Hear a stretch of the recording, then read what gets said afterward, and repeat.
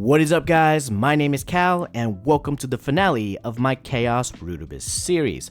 9 weeks ago I had 32 characters that needed to obtain the Chaos Rudibus set, and I'm happy to announce that by the end of this video I will have accomplished that goal. It's been a super fun experience learning the basic of bossing on every class, and I want to properly thank each and every one of you who have shown this series some love. I want to especially thank those that have gone out of their way to give me some tips on a specific class, as those tips really helped me out a lot when I had to go back to grab the weapon. Anyways, I want to keep this intro short and sweet, so let's get straight into it.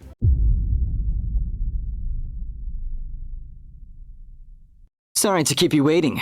So, at one point in time, I really wanted to make this Xenon into a boss mule, but decided against it because Shadower just had a remaster, and I wanted to try it out. What kind of got me interested with the class in the first place was that they can go invincible for pretty much their whole burst. Now, it's a perfect time to revisit this class just to see what I've been missing out on. Now, when it comes to fighting the Queen, I had to be pretty careful of the swipe, as Xenon's main attacking skill has a relatively short range. I was actually doing pretty good in the damage departments because 2 minutes in, the Queen was already at 57%. Now, here is where she summoned the mirror. Unfortunately, my cooldown management was pretty poor, as I had nothing to deal with the mirror. What made it even more difficult was actually the Queen being super close to the mirror, which made my attacks prioritize her. Of course, there was no way I could have avoided the charm. However, in a moment of quick thinking, I jumped straight into a couple hearts and died. This actually saved me from the charm and from healing the Queen. My struggle with the love form continues, as a couple minutes later, I actually died to a couple more hearts. After steadily pumping out consistent damage, I managed to get the Queen down to 8% before dying to even more hearts. For some reason, I guess the love form was way more of a threat than I had anticipated. Regardless though, I did beat the Queen shortly after that death. So with Pierre, the first burst was amazing. It brought him down to about 70%. Unfortunately here, he and I had on the same colors. In a moment of panic, I had to manually click to cancel my summons to prevent him from healing, and in doing so, I got caught by a hat and couldn't move out of the one-hit KO. Literally a second later, I got caught with another hat and died to another one-hit KO. For the first time in a while, I had to sit up on my chair and lock in. I got him down to 33%, waited for the right pattern, and proceeded to burst him down. Now, Von Bon was actually a pretty enjoyable fight. Xenon's floaty jumps were all I needed to dodge most of the orbs and stomps. Now, I'm not perfect. I did get stomped out at one point, and a little later down the line, I took an orb to the face, but all in all, Xenons being invincible during their whole burst made it pretty easy to chunk down Von Bon. So let me start off this break by showing you guys my gears. If you don't know, Xenon gets the most benefits out of all stat lines on their potentials, but since all stat lines are pretty weak in the rare potentials, I ended up just grabbing either 3% strength, dex, or luck lines. Basically, I try to get a balance of all three stats for any of my rare equipments. As for items with epic potentials though, I tried going for all stat lines, but those are capped out at 3%. So what I decided to settle on was any 6% stats accompanied with like 3% of another stats. So for example, I would settle when I see like 6% strength and 3% dex. Other than that, I did obtain a second ride or die Legion piece, so I added that into my Legion grid, of course. With that said though, everything else is very standard.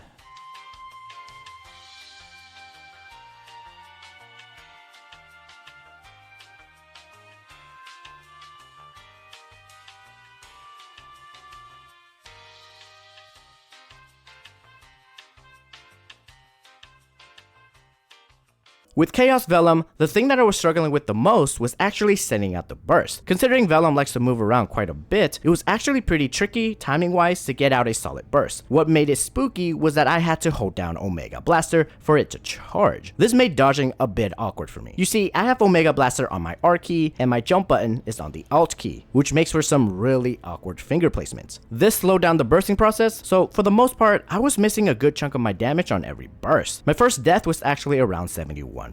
Here, I should have just walked or done a short jump into the safe spot directly under Vellum, but instead, I went for the long jump and landed directly on top of a tail. It's okay though, I shook it off and went right back to playing aggressive. Now, around 49%, I did a fairly decent job at kiting out the tails until I waited a second too late to move, which resulted in another death. At this point, I started to play safe. I did my usual thing of avoiding Vellum during the poison phase. I would prioritize kiting out the tails when Vellum is chucking fireballs, and of course, when Vellum is fire blasting, I would start attacking it. I managed to set up some pretty decent bursts, which over time slowly trickled down Vellum's HP. Eventually, I managed to beat Vellum.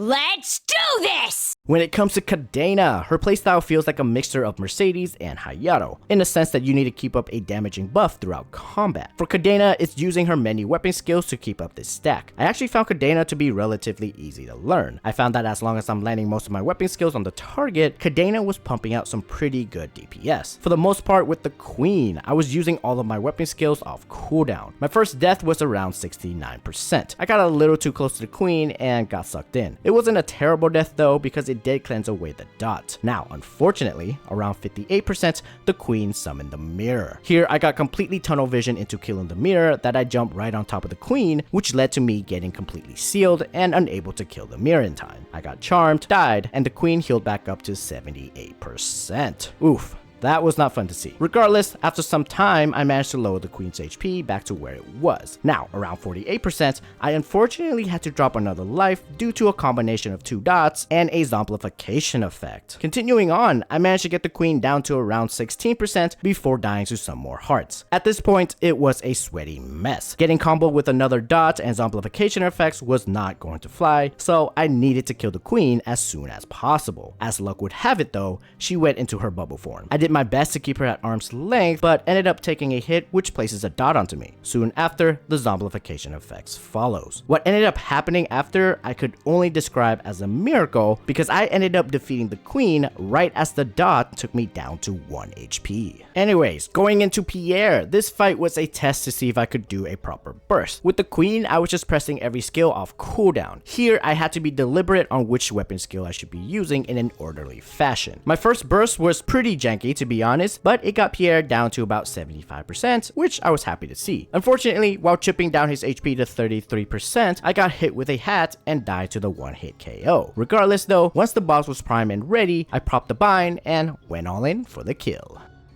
Out of all of the CRA bosses, I was not expecting Von Bon to give me the least amount of trouble. I was totally expecting to get hit at least once or twice during this whole fight, but that just didn't happen at all. I had a really good rhythm going. I would hit Von Bon for about 3 to 4 times and then proceeded to dodge the mechanic. Surprisingly, I kept up this rhythm long enough to beat down this boss without losing any lives.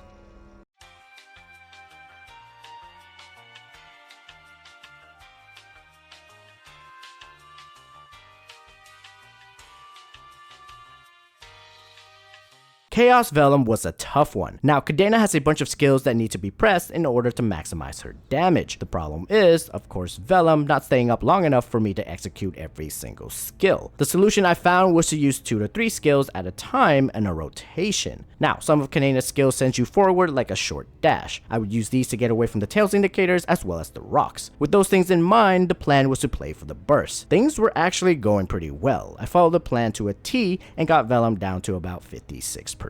Here, I trap myself in a corner and try to get away, but of course, that rarely works out. At about 42%, while kiting around the tail, I dashed straight into a rock, which stunned me long enough for a tail to kill me. Now, about 30 seconds later, another rock stunned me long enough for Vellum to push me right into the blast. By now, I needed to play for the burst while at the same time play as safe as I possibly could. At this point, even though I had 2 lives, I treated it as though I only have 1 life left and played extremely conservative. It got to a point where I would only hit 1 or 2 skills and that would be it. I actually played so safe that I didn't even notice that Vellum was so close to death, so what ended up happening was that I killed Vellum off screen.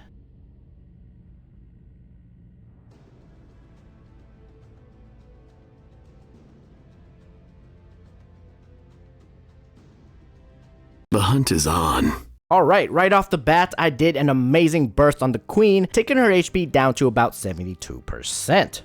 Until I died and realized I had no more potions. So I had to quit and run it back. Anyways, Kayn was one of those classes that I had to look up on how to play because quite frankly, they have so many skills that I just didn't know what I should be pressing. Turns out their burst is not that complicated at all, but it was definitely something that I would not have figured out on my own. Now I can sit here and try to explain the burst, but honestly I just follow a picture with the skills in order that I had on my second monitor. Anyways, with the Queen, the first burst was just as good as the one in the failed run. It brought the Queen down to about 70-ish%. Seeing that my burst was so strong, the game plan was to beat the Queen in about 2 to 3 bursts. Now, the first death was sort of an intentional one. I got zomplified, then realized I didn't have the hero's will skill on a key, so I had to drop a life. Of course, I made sure to put that skill on a keybind for later uses. As I continued chipping away at the queen, there was one moment where I tanked one too many hearts and died around 45%, moving forward a little bit to around 33%. While I was trying to execute my burst, I was not aware of how low HP I was, which led to the fire tick killing me mid-burst. Thankfully, that was it though for the death, because soon after, I managed to beat the queen.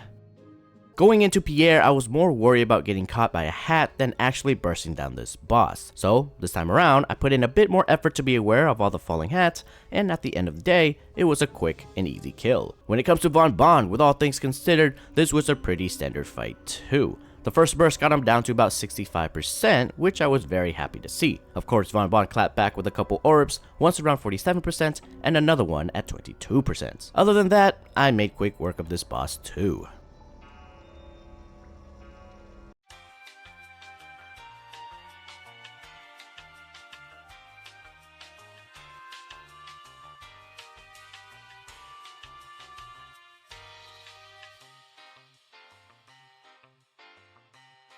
By now, I was getting pretty comfortable on the cane. I knew going into Chaos Vellum that I might not be able to land my full burst with Vellum slithering in and out of the ground. However, some damage is better than no damage, so as always, doing as much damage as I can while staying alive for as long as possible is the key to victory. The first burst took Vellum down to about 80%, and shortly after, around 68%, I got caught by a rock and tail combo. I actually got hit with the same combo at 43%, which caused my second death. Now, I didn't want the death domino to continue, so I started to play safe from here on out. Good thing too, because I went on a pretty good run, taking Vellum down to 13%. Here, I drop a life due to the poison puddles. Things were not looking up though, because about a minute later, I got stunned right as I landed on a so-called safe spot. At this point, I had about 8.9% left to go. My bind still had about a minute left on the cooldown, but my bursty skills were coming up in about 30 seconds or so. The safe option would have been to wait for the bind and burst combo, but me being me, I decided to risk it for the glory. I knew Vellum was not going to stay around long enough for me to charge everything up, so I began to use my burst skills one by one. My aim was to land each of these shots every time Vellum pops out of the ground. It got pretty sketchy at one point, but thankfully, I popped Thanatos' Descent right on time to get the iframe. Otherwise, I'm pretty sure I would have died here. Shortly after this, I barely defeated Vellum.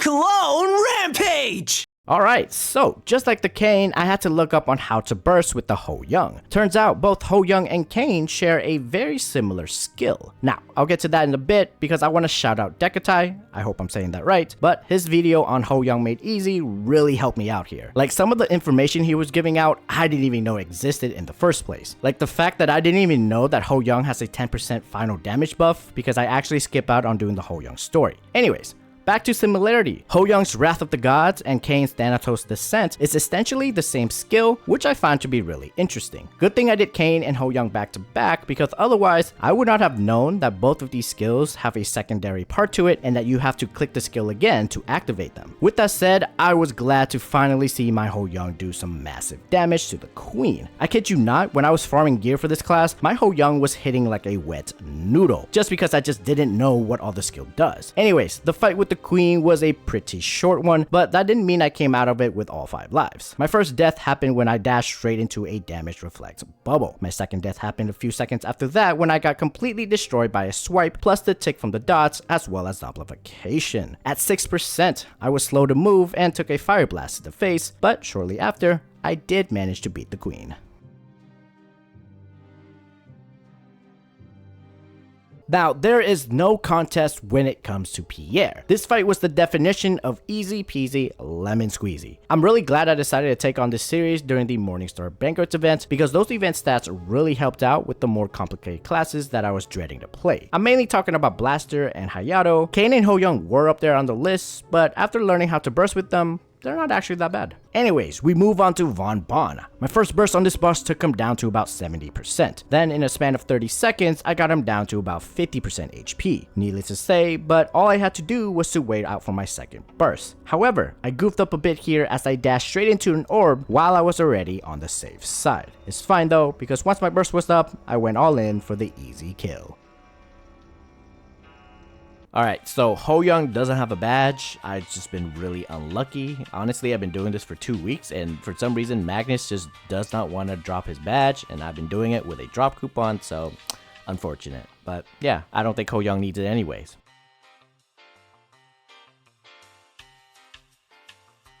And finally, we get to Chaos Vellum. I noticed a pattern with me when it comes to surviving in this fight. For the most part, I would do really well for like the first half-ish of this fight, but then once my first death occurred, I would start dropping lives like I'm downing a tub of ice cream. This run with Ho Young was no exception. Ho Young did a lot of damage, so I managed to get Vellum down to about 51% completely unscathed before choking and standing still as the tail spiked me to death. A little less than 20% later, I was trapped in the corner, and as you would expect, while I was desperately trying to get away, Vellum popped up from the ground and killed me. I managed to shake it off to do a pretty decent burst onto Vellum, which dropped its HP down to about 18%. Shortly after that, I unfortunately took a fireball to the face. At this point, my bind and burst had about a minute left on the cooldown, so I just played really safe. When the opportunity to burst presented itself, I went all in for the final blow and killed Vellum with 2 lives left on the board.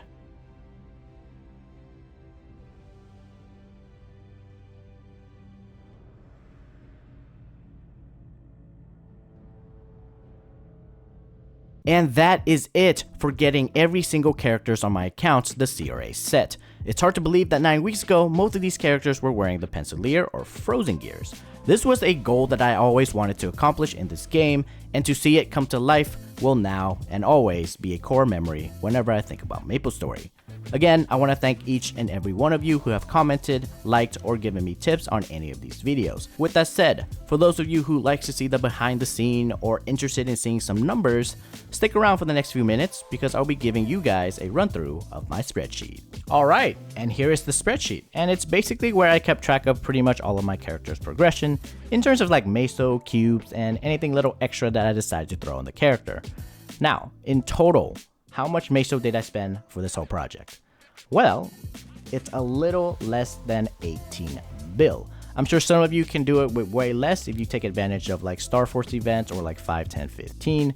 But on average, I spend about 560k per character, which honestly isn't too bad.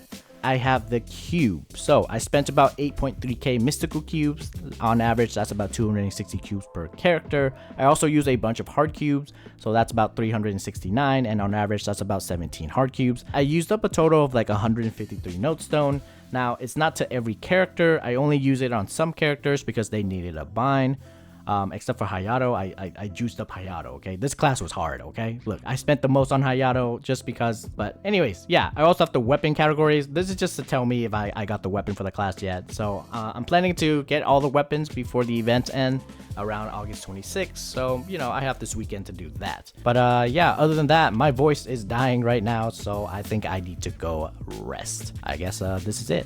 Thank you all for watching. I'll see you guys later.